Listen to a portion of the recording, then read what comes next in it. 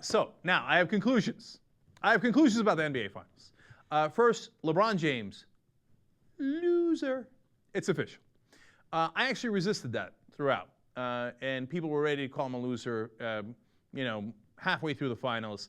And I said, look, the guy's been to the finals twice. He's obviously an amazing athlete. He closed out games great in the rest of the playoffs, the Celtics, let alone all the other playoffs that he closed out games. And remember what he did against Detroit to get into the finals against San Antonio, et cetera. Now, last year and in some other years when he gets to the final round that he's in, he sometimes magically goes away, right?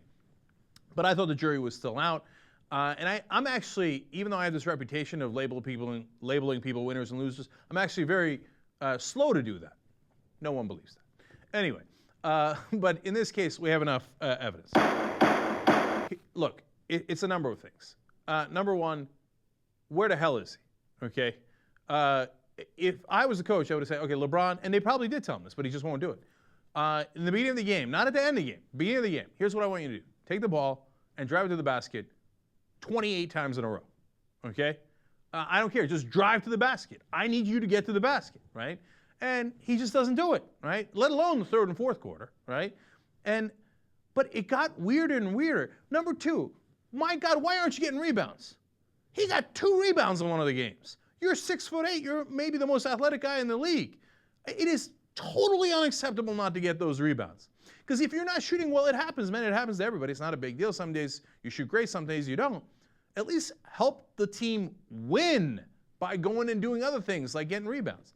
Did you see him at the fourth quarter of all those games, let alone the last game? Every time he touched the ball, it was like a hot potato. He couldn't get it out of his hands quickly enough. He's like, I got to get this thing out of here. Oh, my God, it's like a time bomb. And he'd pass it within like a quarter of a second. Dude, you're LeBron James. Look around a little bit. We need you to score. We don't need Chalmers to take the shot at the end. And I'm not saying you should be selfish. I'm not saying you should only take it for yourself. And I actually like that he passes, and sometimes his passing is great, right? But bounds of reason, okay? He seemed nervous. And then when he finally drove in a couple times in the fourth quarter, he was Mr. Fumble Pants. He was like, oh my God, where's the ball? Oh, there it goes. And they put Barea on you, dude. Barea's like 4 for 3. Come on, that's embarrassing. You got to be able to score against Barea every single time. Just drive it in, boom, lay it up, okay? Or the guy is like at your ankles. Just take an open shot. If Barea's guarding you, you have an open shot. And nothing against Barea. I love the guy. You're LeBron James. You're supposed to be King James. Oh, no, come on. No, he's a loser. That doesn't mean he's going to be a loser forever. He could, change.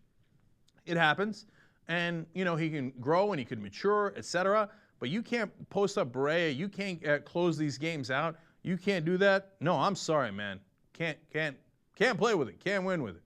It's official, okay?